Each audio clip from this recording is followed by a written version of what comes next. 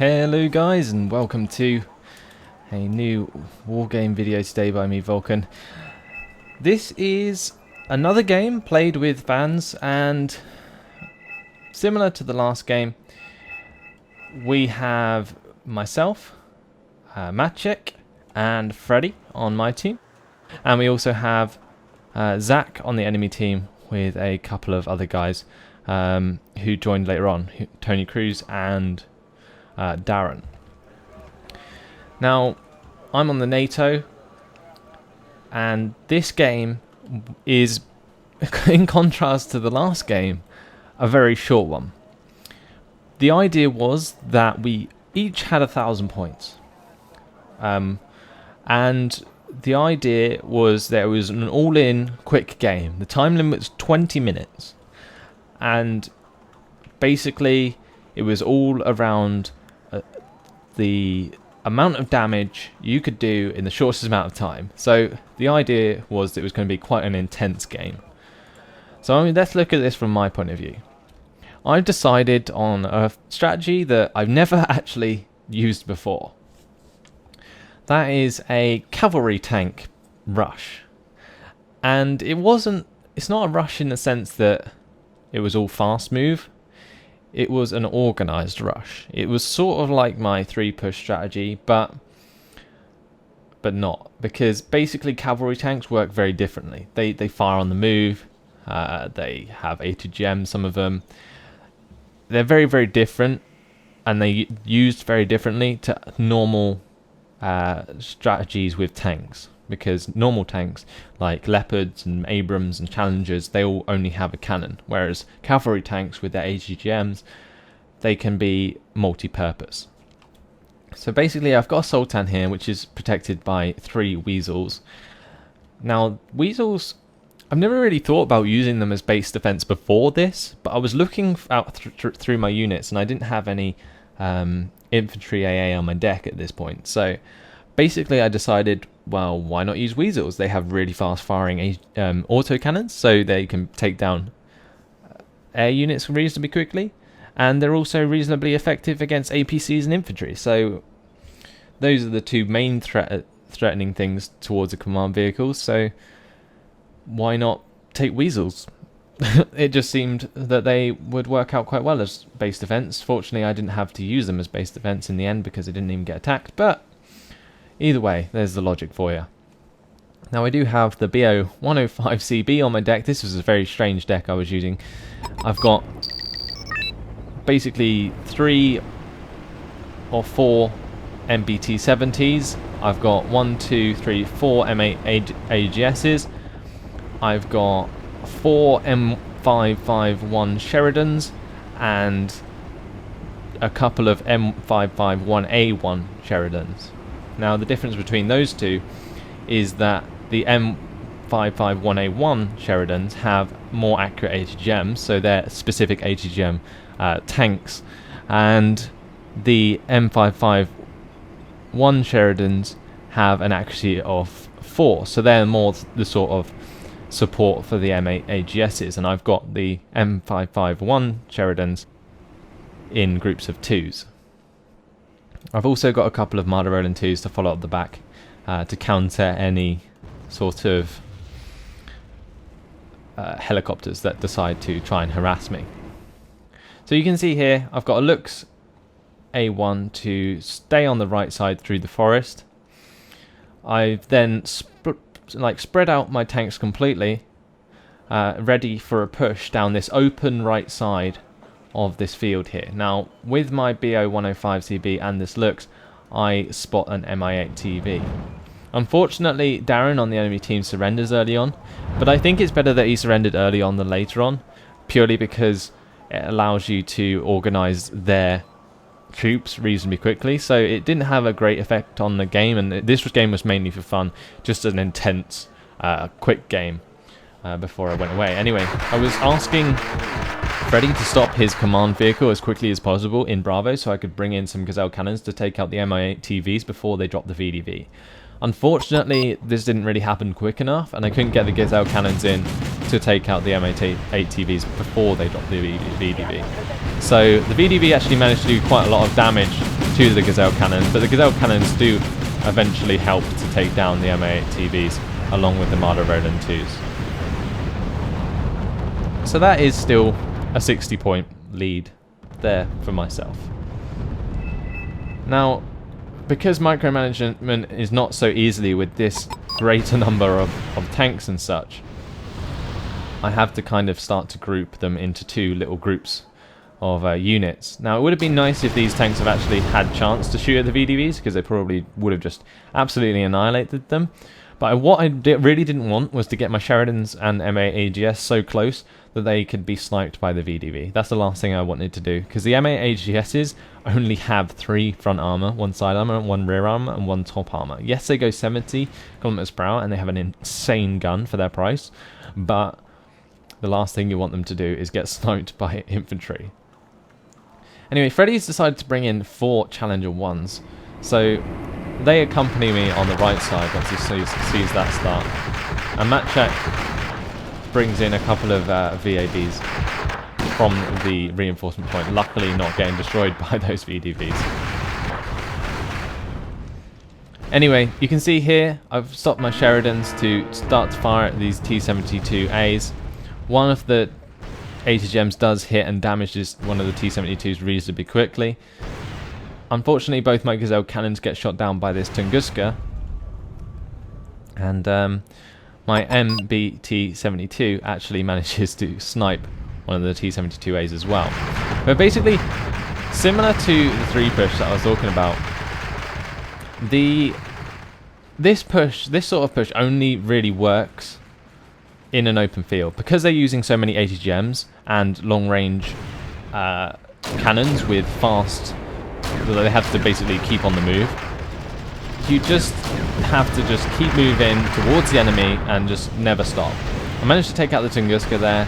My MA-AGS does take an ATGM in the front as we approach these conkers, but because I'm applying so much pressure, these conkers are actually panicked, and therefore after stopping my Sheridans, I managed to finish off the rest of those conquer squads. Now, in the meantime, these T-62s are providing crossfire onto my right side Sheridans and MA-AGSs. So with that, I decided to outflank them with my own MA-AGSs into the side of these T-62s, and with their really fast fire rate, they managed to take out these T-62s really quickly. You can see the fire rate, something really to think about. They have 20 ammo, but they fire at a rate of 12 per minute, which is almost twice as much as most vehicles. Anyway, this MBT-70, with the use of his autocannon as well, does take out this unit on the right side here. What he does do very well, though, is he brings up the enemy, like Zach, brings up Mi-8TVs to harass this MBT-70, and it makes it very panicked, and it does do a lot of damage as it hits some of the rockets into the back of it. Fortunately, my Marder Roland 2 is on call and does manage to shoot both of them down. However, this has left my MBT very, very vulnerable, especially to the units that are in this forest here. Fortunately, my MBT-70 manages to snipe this BMP-1 that was shooting at me, but now I'm kind of on the back foot. I don't really have enough units to continue the push, and I sort of realised that a little bit too late. I've got an MI-17 up here that's just really harassing my position. I'm trying to get the Marder Roland 2 up as quickly as possible, and then I see these MI-24Ps coming in. This is like my worst nightmare. MI-24Ps are so effective. They're the cost-effective PAX helicopters, and they've started to be able to fire on the move now. I didn't realise that they could to begin with, but apparently they can now. So anyway, with that, I've got this Marder Roland 2 stuck out of position. A couple of ATGMs from Sturms come in, knock that straight out. I'm now on the back foot with only one AA vehicle, and I'm being constantly pressured by artillery straight into 2 MBT-70s, and I've only got one MA-AGS left. A couple of Sheridans, one's routing, one's just coming back up, which has been damaged, and I finally decide to bring in a couple of Pumas to help all of these units get back on their feet. My recon helicopters stayed alive throughout the whole battle, so that's alright, but the trouble is, with there not being much units left on the right, I'm kind of really starting to lose out now. What would have been nice is if Freddy had really used a lot of these units to push up towards the middle at the same time I did on the right side, because that would have provided so much pressure that then he wouldn't have been able to react so much to all these units on the right. Now you can see I'm spreading out my units now, getting my MBTs in autocannon range just to take out units as soon as they come in. And the idea was that I would land the Pumas really close by. Pumas don't by default get attacked by enemies like any supply vehicles, so basically I'm not too scared to land these right behind my tanks. The only thing is, as soon as I get comfy, in come the artillery again, and a lot of it. It hits my Puma really, really hard. My MBT-70 is still getting hammered. I just about managed to get this Puma out of there. But we've deleted all of our FOBs for the start of this game. I invested so many points into this push on the right side. I kind of forgot about this MBT-70 for most of the game, but that should have been also up on this right side. Anyway, with that, I decided to pull my MBT-70 back to this Puma on the right side here. His BTR-60 PAIs are slowly getting chunked by my units, and I managed to get this Puma back just enough out of range so I can start to repair this MBT-70 that's not had a very good day. Anyway, he's pushed forwards an MI-17, which is probably just a ploy to get me to use my Marder Roland 2's ammo to take it out. But that did cost him 56 points there, and then he does bring in a couple more, which again wastes more ammo of my Marder Roland 2. Now I'm not sure if this was ever intentional, but it really did start to hurt when he eventually brought over his MI-24Ps. Now, with them about, I decided to push forwards my Lux A1. I've since lost another MBT-70 on the left here. That didn't work out very well, but then Freddy starts to push in the middle here. And this pressure is really what starts to win us over in this game. You can see the points are very even at the moment. My push, although I've caused 802 points of damage, I've lost a lot of units. Mainly to Zach on the right side, who's got 866 points. So he's sort of balanced out our wins to losses on the right side. But what really starts happening is when Freddy starts applying pressure in the middle of the map, is that they don't expect it. And they're focusing so much on me on the right that they forget almost to protect their middle. Matchek in the meantime has got 479 points on the left side, and Tony Cruz has also got 485 points. So you can see our team is on 1,412 points and the enemy team 1,411 points. So my Pumas finish off resupplying as much as they can, but the artillery is still coming in. It was ridiculous how effective this artillery was. Now I wasn't sure exactly what it was. It'd be nice to find out. Looks like we got 4 misters here. These are very effective long-range artillery. They've got an accuracy of 11, HP power of 5. I would have been a lot more scared if it was something like Malka's, but they were still doing a lot of damage and being very, very annoying throughout the most of this game. Now Freddy didn't really have much of a reason to bring up the challengers on the right here. I don't know if he was just trying to complement my own force, but it seemed like a bit of a misposition on his part. These probably would have been better off supporting his challengers in the middle here, getting them up on the well, basically in the middle, while I controlled the flank with cavalry tanks, because that's mainly what cavalry tanks are really good for. That's mainly what they're made to do, is that they flank. Just as I was putting up this Puma, Freddy marks it with a help icon just to get it out of the way of these MI8 TVs so I don't give them free points. So I managed to just about get that out of there. In the meantime, I've been sending old Pumas without any supplies in them over the enemies, because supply helicopters, one thing I haven't really mentioned before, supply helicopters and supply vehicles don't get focused on by enemy, like they don't auto fire on supply vehicles. So what you can do, especially with supply helicopters, is shoot them down fly them over the enemy and they won't be shot down. So there is that, and they can provide very good recon. However, if the enemy is sort of notices you do that, they get shot down and you lose a certain amount of points. But generally it's worth it. And I could have taken out this MI-26 before it got away with this Marder Roland 2, but I don't think the Marder Roland 2 had line of sight on it.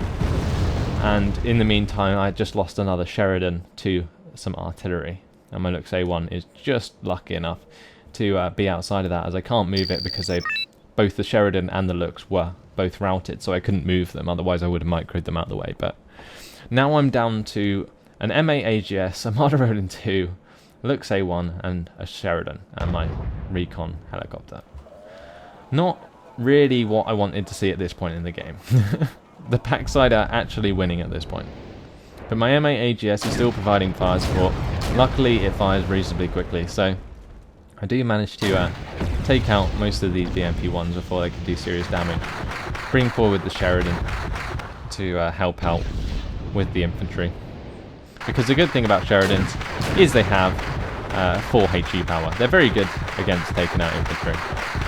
But as soon as I've shown myself now against those BMP-1s, the artillery comes in once again, this time with MI-24Ps, and I'm really worried.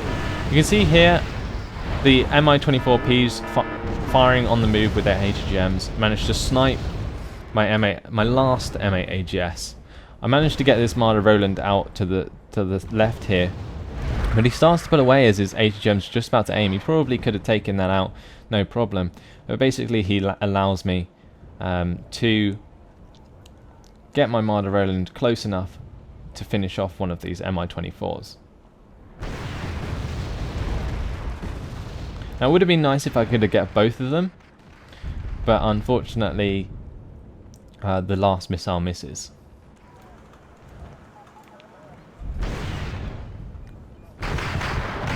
Now, since I've asked Freddy to push up towards the middle, he's starting to move his forces up. And in the meantime, Maciek in the middle is pushing up with Abrams onto these units. Now, what he's done really well here, probably without realising, is that he managed to reverse his M1A1 Abrams back away from the T62 and T80. This allowed his Abrams actually to stay alive for most of this battle. Purely because, basically, if it got hit in the side then, by that T80, it would have died. But it got hit in the front, so it didn't, which was really nice. Anyway, with him pulling back,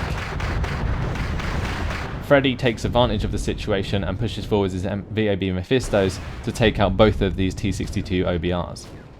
My MBT-70 I also push forwards to help out. See, this is what I was talking about with the Challenger 1s being out of position. If they were supporting those M1A1 Abrams, they could have pushed straight up the middle here and really done a lot of damage. But what I'm really worried about at this point is these MI-24Ps coming in, because we don't actually have much AA in this particular area. Yes, we have a couple of Lad Stinger squads, but Lad Stinger squads aren't that effective. Yes, they have the 5 HE power that they need, but their accuracy makes them less effective than they potentially could be. Anyway, I finally decide it's time to pull back on the right, so all of my units are now just flying away from that area. I've got my recon helicopter coming over to the middle. I've got my Marder Roland 2 slowly coming back through the forest. I didn't really want to see them see me retreat on the right side, so that this Archie continuously went on that side and then allowed Freddy with his Chasseur FAMAS to really deal the damage in the middle here. Because this artillery is no longer is not focusing on his Chasseur FAMAS, it allows them to do a lot of damage. If those missiles were actually focused on this, they would have been so dead so quickly. Luckily we get away with it, and now we're sitting on 2,328 points against the enemy's 1,793 points. Now, we need 3,500 points to win. Tony Cruz actually brings in T64 BMs at this reinforcement point to deal with the rest of my units. What he didn't realise was Freddy's Challengers are actually still sitting there, and Freddy gets a nice bunch of points there against those T-64s. Now, I guess if they weren't there, that wouldn't have happened, and therefore we may have had a problem, but I still think that these should have been in the middle for the most of the battle.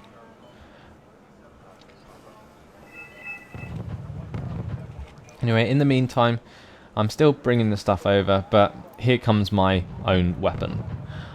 This is sort of my rush deck that I'm using. I've sort of modified it to do the cavalry tank tactic, but basically I've still got the chasseurs with VABs on my deck and the Legion with VABs.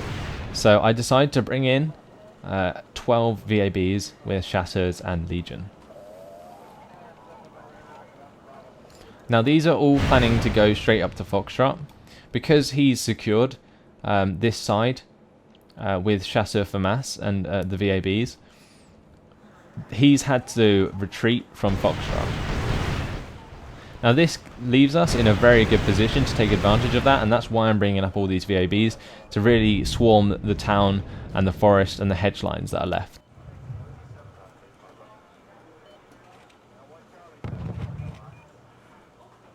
Now also at this point, because we have this overall sort of map control in terms of owning Delta, Charlie and Bravo, I've since moved from Alpha with my command vehicle up to Charlie, because Charlie's worth 3 and Alpha's worth 1, and we have a decent amount of control over our resupply point or reinforcement point on the right. So generally it's allowed us to save up a lot more points. So basically this is the final blow. There's 1 minute left on the clock. All our VABs are coming in. And in Magic's case, he's using Jaegers and Foot. And he's chasing these book M1s up the road. We've got Mi-24Ps luckily taking care of the Foots. But I'm splitting up my VABs now for a massive push up to Hotel.